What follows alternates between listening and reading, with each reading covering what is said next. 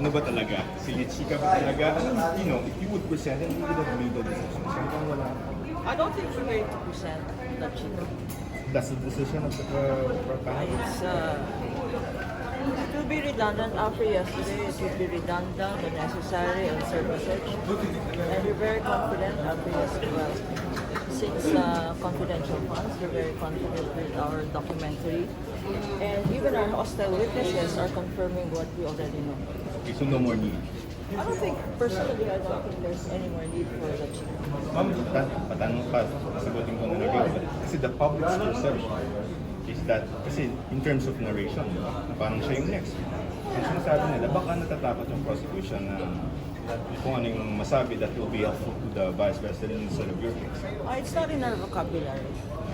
Natatakot is not in our vocabulary. We're here to speak to the truth, and we're here to present the truth through our documents and our testimony.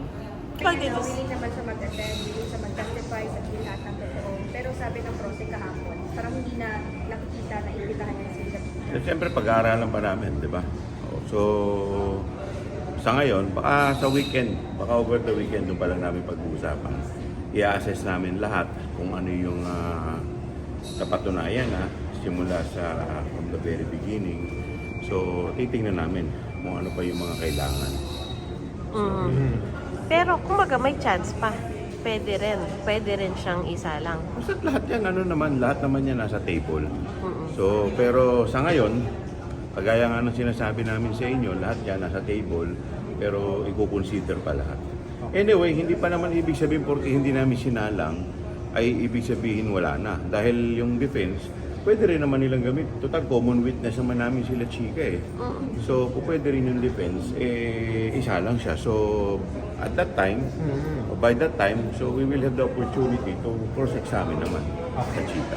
Ano po dating sa inyo nung statement naman niya na willing naman daw siya?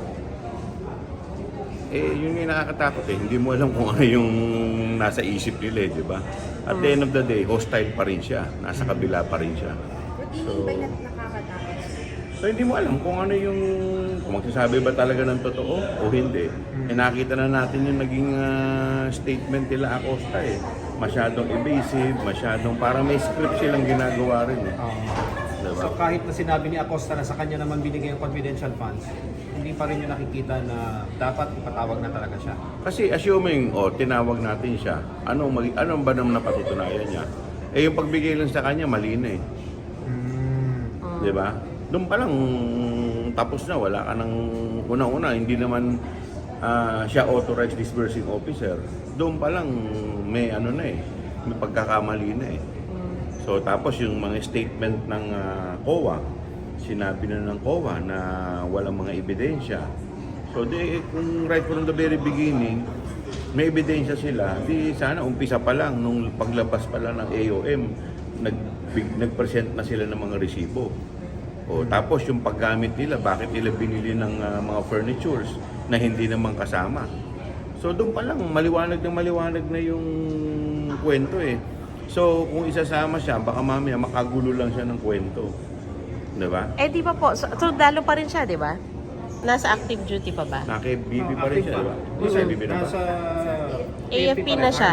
Okay. Oo, pero ibig mo sabihin parang may nasa yung loyalty niya na kay Vice President. Well, the fact na siya yung binibigyan ng pera, so parang pwede mo may consider na parang bagman siya eh. Diba? So paano mo yan?